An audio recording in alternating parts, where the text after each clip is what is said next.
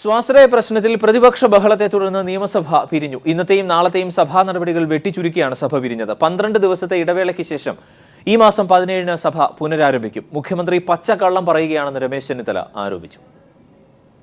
രാവിലെ 8:30-ന് സഭാ സമ്മേളനം ആരംഭിച്ചപ്പോൾ തന്നെ പ്രതിപക്ഷം സഭയുടെ നടുത്തളത്തിലേക്ക് ഇരച്ചിറങ്ങി. പ്ലക്കാർഡുകളും ബാനറുകളുമായി നടുത്തളത്തിലിറങ്ങിയ പ്രതിപക്ഷാംഗങ്ങൾ മുഖ്യമന്ത്രി പിണറായി വിജയൻ ശൈലി മാറ്റണമെന്ന് ആവശ്യപ്പെട്ടു.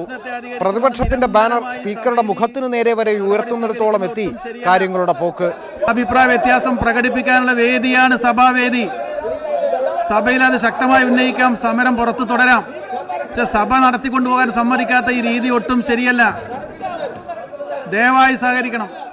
ബഹളം അനിയന്ത്രിതമായതോടെ സഭ താൽക്കാലികമായി നിർത്തിവെച്ച് സ്പീക്കർ മുഖ്യമന്ത്രിയുമായി കൂടിക്കാഴ്ച നടത്തി. തുടർന്ന് 9:30-ന് സഭ പുനരാരംഭിച്ചെങ്കിലും ബഹളം മൂലം സഭ നടത്തിക്കൊണ്ടുപോകാൻ കഴിയാതെ വന്നതോടെ ധനാഭ്യർത്ഥന ചർച്ചകൾ അടിയന്തരമായി പൂർത്തിയാക്കി. ഇന്നത്തെയും നാളത്തെയും സഭാ സമ്മേളനം വെട്ടിച്ചുരുക്കി. ഇനി പൂജാ അവധിക്ക് ശേഷം ഒക്ടോബർ 17-ന് മാത്രമേ സഭ ചേരൂ. വാർത്താമാധ്യമങ്ങളെ കണ്ട പ്രതിപക്ഷ നേതാക്കൾ മുഖ്യമന്ത്രിയെ രൂക്ഷമായ ഭാഷയിലാണ് വിമർശിച്ചത്. മുഖ്യമന്ത്രി പറയുന്നത് വളരെ വളരെ നട്ടാൽ കുരുക്കാത്ത നുണയാണ്, തെറ്റാണ്. ചെന്ന ഉടനെ തന്നെ മാനേജ്മെന്റുകളെ അദ്ദേഹം വെറുത്ത് കാണിയത്.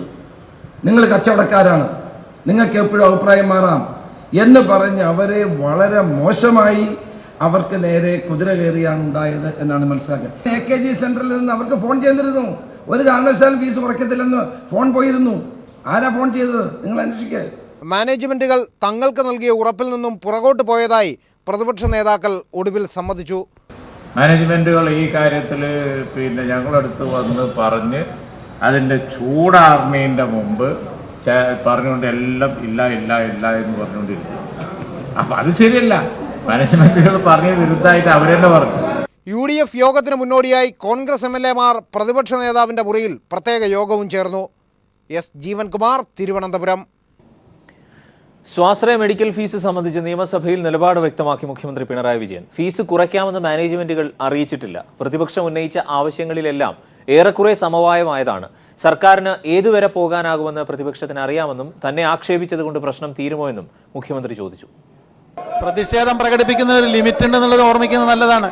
സഭാതലത്തിൽ പ്രതിപക്ഷ പ്രതിഷേധം തുടരവേ നാളത്തെ സഭാ സമ്മേളനം ഒഴിവാക്കാനുള്ള പ്രമേയം അവതരിപ്പിച്ചാണ് മുഖ്യമന്ത്രി പിണറായി വിജയൻ നിലപാട് വ്യക്തമാക്കിയത്. പ്രതിപക്ഷം ആവശ്യപ്പെട്ടപ്പോഴെല്ലാം ചർച്ച നടത്താൻ സർക്കാർ തയ്യാറായതാണ്. സർക്കാരിന് ഏതുവരെ പോകാനാകുമെന്ന് സമരം ചെയ്യുന്നവർക്ക് തന്നെ അറിയാം. എന്നിട്ടും പ്രതിപക്ഷം സഭാ നടപടികൾ അലങ്കോലപ്പെടുത്തുന്നത് തുടരുകയാണ്. ഉന്നയിച്ച എല്ലാ പ്രശ്നങ്ങളിലും ഏറെക്കുറെ സമവായമായി. സമരം അവസാനിപ്പിക്കുന്നതിനെ കുറിച്ചാണ് പിന്നീട് നാം ചർച്ച ചെയ്തത്. എന്നാൽ സമരം തുറന്നു നടത്താൻ അതിന്റെ ശേഷവും തീരുമാനിക്കുകയാണ് ചെയ്തത്. ക്രൈംബ്രാഞ്ച് അന്വേഷണമെന്ന പ്രതിപക്ഷ ആവശ്യം അംഗീകരിച്ചു. പരിയാരത്ത് വിദ്യാർത്ഥികൾക്ക് അധിക ബാധ്യതയുണ്ടാവില്ലെന്നും വിശദീകരിച്ചു. കഴിഞ്ഞ ദിവസം നടന്ന യോഗത്തിൽ ഫീസിളവ് നൽകാമെന്ന് മാനേജ്മെന്റുകൾ പറഞ്ഞിട്ടില്ലെന്നും അവർക്ക് പുതിയ നിർദ്ദേശങ്ങളൊന്നും മുന്നോട്ട് വെക്കാനുണ്ടായിരുന്നില്ലെന്നും മുഖ്യമന്ത്രി പറഞ്ഞു. നിങ്ങൾക്ക് നിർദ്ദേശമുണ്ട് എന്ന് പറഞ്ഞതിന്റെ അടിസ്ഥാനത്തിലാണ് ഈ യോഗം വിളിച്ചത്. നിങ്ങൾക്ക് എന്തെങ്കിലും നിർദ്ദേശമുണ്ടോ? വീണ്ടും ഞാൻ ചോദിച്ചു. ഒന്നുമില്ല. പിന്നെ എങ്ങനെയാണ് സാറേ യോഗം തുറന്നു പോകുക? ഞാൻ പറഞ്ഞിരുന്നു, ഗവൺമെന്റിൻ്റെതായ ഒരു നിർദ്ദേശവും അങ്ങോട്ട് വെക്കില്ല. അവര് നിർദ്ദേശം മുന്നോട്ട് വെക്കുകയാണെങ്കിൽ അത് സ്വീകരിക്കാൻ തയ്യാറാകും. സർക്കാരിന് വേണ്ടി ഞാൻ പറഞ്ഞ വാക്കിൽ അണുകിട മാറ്റമുണ്ടായിട്ടില്ല. അതിൽ തന്നെ ഉറച്ചു നിൽക്കുകയാണ് ചെയ്തിട്ടുള്ളത്. ഇതിനപ്പുറം എന്ത് ചെയ്യാൻ കഴിയും?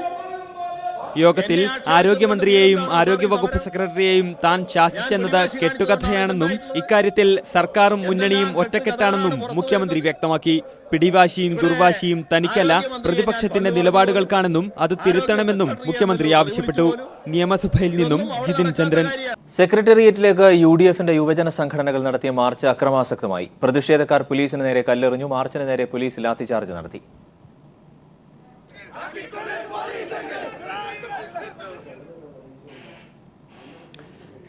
സർക്കാരുമായി കരാർ ഒപ്പിടാത്ത സ്വകാര്യ സ്വാശ്രയ മെഡിക്കൽ കോളേജുകൾക്ക് ഉപാധിയോടെ പ്രവേശനം നടത്താൻ അനുമതി. സ്വകാര്യ സ്വാശ്രയ മെഡിക്കൽ കോളേജുകളായ KMCT, കരുണ, കണ്ണൂർ എന്നിവർക്കാണ് സർക്കാരിൽ നിന്നും പ്രവേശനാനുമതി ലഭിച്ചത്.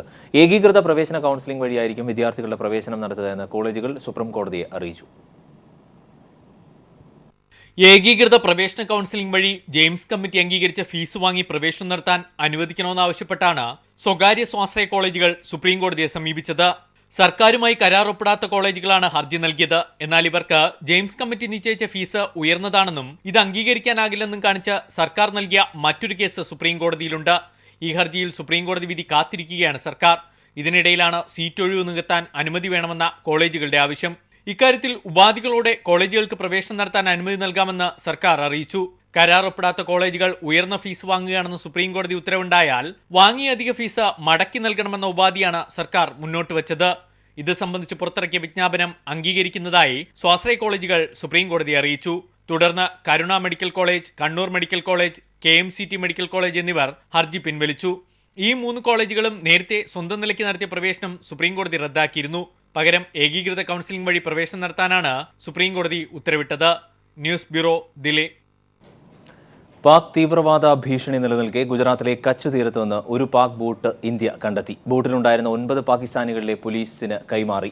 ബോട്ടിൽ നിന്നും ആയുധങ്ങളൊന്നും കണ്ടെത്തിയിട്ടില്ല എന്ന് BSF അറിയിച്ചു. കഴിഞ്ഞ ദിവസം പഞ്ചാബിലെ അമൃതസർ നദിയിൽ ഉപേക്ഷിക്കപ്പെട്ട നിലയിൽ പാക് ബോട്ട് കണ്ടെത്തിയിരുന്നു. പോർബന്ദർ തീരത്തു നിന്ന് 100 കിലോമീറ്റർ അകലെയാണ് പാക് ബോട്ട് കണ്ടെത്തിയത്. മത്സ്യബന്ധന സമയം അല്ലാതിരുന്നിട്ടും ബോട്ട് കടലിൽ കണ്ടെത്തിയതോടെ സംശയം തോന്നി BSF സമീപിക്കുകയായിരുന്നു. മതിയായ രേഖകളില്ലാതെ 9 പാകിസ്ഥാനികൾ ബോട്ടിലുണ്ടായിരുന്നു. ഇവരെ കരയ്ക്കെത്തിച്ച് പോലീസിന് കൈമാറി. ബോട്ടിൽ ഏതെങ്കിലും തരത്തിലുള്ള ആയുധമൊന്നും ഉണ്ടായിരുന്നില്ല. കണ്ടെത്തിയ പാകിസ്ഥാനികളെ ചോദ്യം ചെയ്തു വരുന്നു. ഇന്ത്യ പാക് സംഘർഷം നിലനിൽക്കുന്ന സാഹചര്യത്തിൽ ബോട്ട് കണ്ടെത്തിയതിനാൽ അതീവ സുരക്ഷാ സന്ദേശം ഉദ്യോഗസ്ഥർ നൽകുന്നുണ്ട്. കഴിഞ്ഞ ദിവസം ഇന്ത്യ പാക് അതിർത്തിയിലെ അമൃതസറിലെ നദിയിൽ നിന്നും ഉപേക്ഷിക്കപ്പെട്ട നിലയിൽ പാക് ബോട്ട് കണ്ടെത്തിയിരുന്നു. പക്ഷേ ഇതിൽ ആളുകളൊന്നും ഉണ്ടായിരുന്നില്ല. അതിർത്തി കടക്കാൻ തീവ്രവാദികൾ ഉപയോഗിച്ചതാണോ ബോട്ട് എന്ന സംശയമുണ്ടായതിനെ തുടർന്ന് പ്രദേശത്ത് ശക്തമായ പരിശോധനയും നടന്നു. News bureau, Delhi. വിവാദങ്ങൾ ഒഴിവാക്കാൻ സൈന്യം നടത്തിയ മിന്നലാക്രമണത്തിന്റെ ദൃശ്യങ്ങൾ കേന്ദ്ര സർക്കാർ പുറത്തുവിട്ടേക്കുമെന്ന് സൂചന. കേന്ദ്ര മന്ത്രിസഭാ ഉപസമിതി യോഗത്തിലും ഇക്കാര്യത്തിൽ ധാരണയിലെത്തിയതായാണ് വിവരം. 90 മിനിറ്റ് ദൈർഘ്യമുള്ള വീഡിയോ സൈന്യം സർക്കാരിന് നൽകിയെന്നാണ് വിവരം. അതേസമയം ഇന്ത്യ മിന്നലാക്രമണം നടത്തിയെന്ന് സ്ഥിരീകരിക്കുന്ന ദൃക്സാക്ഷികളുടെ മൊഴി ഇന്ത്യൻ എക്സ്പ്രസ് പുറത്തുവിട്ടു. ഭീകരകേന്ദ്രങ്ങൾക്ക് നേരെ ഇന്ത്യ മിന്നലാക്രമണം നടത്തിയിട്ടില്ലെന്ന് പാകിസ്ഥാനിലും ചില അന്താരാഷ്ട്ര മാധ്യമങ്ങളിലും വന്ന വിവാദങ്ങൾ ഒഴിവാക്കാൻ സൈനിക നീക്കങ്ങളുടെ വീഡിയോ പരസ്യപ്പെടുത്താൻ സർക്കാർ ഒരുങ്ങുന്നുവെന്നാണ് ചില ദേശീയ മാധ്യമങ്ങൾ റിപ്പോർട്ട് നൽകുന്നത്. 90 മിനിറ്റ് ദൈർഘ്യമുള്ള വീഡിയോ സൈന്യം പ്രതിരോധ മന്ത്രാലയത്തിന് നൽകിയിരുന്നുവെന്നും സൂചനകളുണ്ട്. ഇന്ന് പ്രധാനമന്ത്രിയുടെ അധ്യക്ഷതയിൽ ചേർന്ന മന്ത്രിസഭാ ഉപസമിതി യോഗത്തിലും ഇക്കാര്യം ചർച്ചയായതായാണ് സൂചന. സൈനിക നീക്കം ലൈവായി ദില്ലിയിലിരുന്ന പ്രധാനമന്ത്രി കണ്ടിരുന്നുവെന്നും റിപ്പോർട്ടുകൾ ഉണ്ടായിരുന്നു. വിവാദങ്ങൾ ഒഴിവാക്കാൻ വീഡിയോ പരസ്യപ്പെടുത്താൻ കേന്ദ്ര സർക്കാർ തയ്യാറാകണമെന്ന് പ്രതിപക്ഷ കക്ഷികൾ ആവശ്യപ്പെട്ടിരുന്നു. അതേസമയം നിയന്ത്രണരേഖ കടന്ന് ഇന്ത്യ മിന്നലാക്രമണം നടത്തിയെന്ന് വ്യക്തമാക്കുന്ന ദൃക്സാക്ഷികളുടെ മൊഴി ഇന്ത്യൻ എക്സ്പ്രസ് പത്രം പുറത്തുവിട്ടു. കൊല്ലപ്പെട്ട ഭീകരരുടെ മൃതദേഹങ്ങൾ പുലർച്ചയ്ക്ക് മുമ്പ് തന്നെ ട്രക്കുകളിൽ കയറ്റി സംഭവ സ്ഥലത്ത് നിന്ന് മാറ്റിയെന്ന് ദൃക്സാക്ഷികൾ പറയുന്നതായാണ് പത്രം റിപ്പോർട്ട് നൽകുന്നത്. വെടിവയ്പിൽ ലഷ്കർ-ഇ ഭീകരർ താവളമാക്കിയ കെട്ടിടം തകർന്നുവെന്നും എൻക്രിപ്റ്റഡ് ചാറ്റിംഗ് മാർഗത്തിലൂടെ ദൃക്സാക്ഷികൾ വെളിപ്പെടുത്തുന്നുണ്ട്. ഈ സാഹചര്യത്തിൽ വിവാദങ്ങൾ ഒഴിവാക്കാൻ വീഡിയോ പുറത്തുവിടാനുള്ള നിർദ്ദേശമാണ് ക്യാബിനറ്റ് കമ്മിറ്റിയിലും ഉയർന്നു വന്നത്. News bureau, Delhi.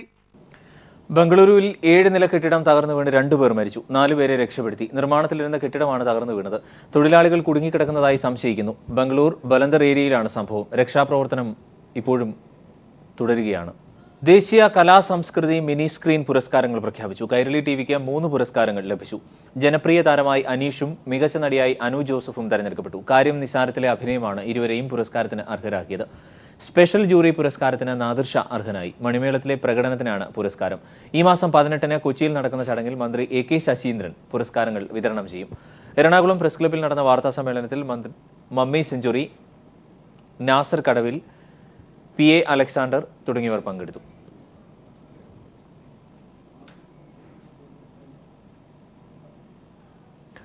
ഈ വർഷത്തെ വയലാർ പുരസ്കാരം UK കുമാരന്. തക്ഷൻകുന്ന് സ്വരൂപം എന്ന നോവലാണ് പുരസ്കാരത്തിന് അർഹമായത്. ജീവിതവുമായി അത്രത്തോളം ബന്ധപ്പെട്ട് കിടക്കുന്ന നോവൽ ഗ്രാമീണ ഭാഷയെ തിരിച്ചുപിടിക്കുന്നതായി ജഡ്ജിംഗ് കമ്മിറ്റി വിലയിരുത്തി.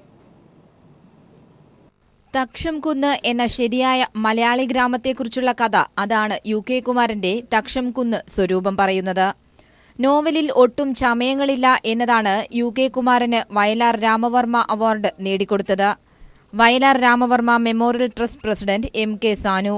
2016 വയലാർ അവാർഡിന് അർഹമായത് തച്ചൻകുന്ന് സ്വരൂപം എന്ന നോവലാണ്. എഴുതിയത് UK കുമാരൻ. ജീവിതത്തിൽ നിന്നും ഊറ്റിയെടുത്ത ജീവിതവുമായി അത്രത്തോളം ബന്ധപ്പെട്ട് കിടക്കുന്ന നോവൽ. തക്ഷംകുന്ന് എന്ന ഗ്രാമത്തിന്റെ ഭാഷ, ആചാരങ്ങൾ, ഭക്ഷണരീതികൾ എല്ലാത്തിന്റെയും സമഗ്ര ചിത്രമാണ് നോവലെന്ന് ജഡ്ജിംഗ് കമ്മിറ്റി അംഗമായ എം മുകുന്ദൻ പറഞ്ഞു.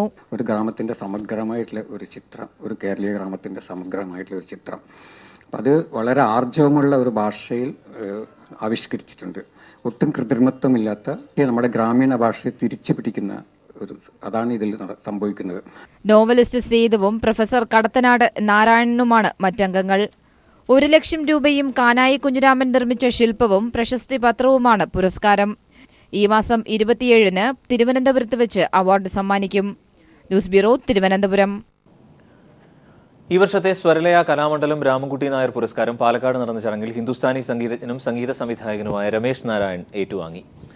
കവിയും ഗാനരചയിതാവുമായ റഫീഖ് അഹമ്മദാണ് 25,000 രൂപയും ഫലകവും പ്രശസ്തി പത്രവും അടങ്ങുന്ന പുരസ്കാരം കൈമാറിയത്. സ്വരലയ പ്രസിഡന്റ് NN കൃഷ്ണദാസ് അധ്യക്ഷത വഹിച്ച ചടങ്ങിൽ സെക്രട്ടറി TR അജയൻ, സാഹിത്യകാരൻ PT നരേന്ദ്രമേനോൻ, കൂടിയാട്ടം കലാകാരൻ ശിവൻ നമ്പൂതിരി, മണ്ണൂർ രാജകുമാരൻ ഉണ്ണി, ആശാ മേനോൻ എന്നിവരും പങ്കെടുത്തു. തുടർന്ന് രമേശ് നാരായണനും കുടുംബവും അവതരിപ്പിച്ച സംഗീത കച്ചേരിയും അരങ്ങേറി.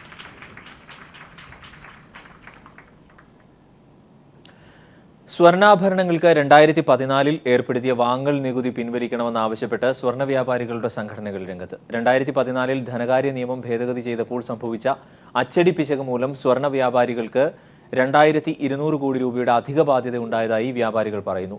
സ്വർണ്ണ വ്യാപാര മേഖലയെ ആശ്രയിച്ച് ഉപജീവനം കഴിക്കുന്ന ലക്ഷക്കണക്കിന് കുടുംബങ്ങളെ പ്രതിസന്ധി ബാധിക്കുമെന്ന് വ്യാപാരികൾ ചൂണ്ടിക്കാട്ടി. 2014 ധനകാര്യ ബിൽ ഭേദഗതി ചെയ്തപ്പോൾ ഉണ്ടായ അച്ചടി പിശകാണ് പ്രതിസന്ധിക്ക് കാരണമെന്ന് വ്യാപാരികൾ പറയുന്നു. ക്രയവിക്രയം എന്നതിന് പകരം വിൽപ്പന എന്ന് അച്ചടിച്ചതുവഴി സ്വർണ്ണ വ്യാപാരികൾക്ക് നേരിടേണ്ടി വരുന്നത് 2,200 കോടി രൂപയുടെ അധിക ബാധ്യതയാണ്. ഈ തുക ഉടൻ അടയ്ക്കണമെന്നാവശ്യപ്പെട്ട് വ്യാപാരികൾക്ക് നോട്ടീസ് നൽകിയിരിക്കുകയാണ് അധികൃതർ.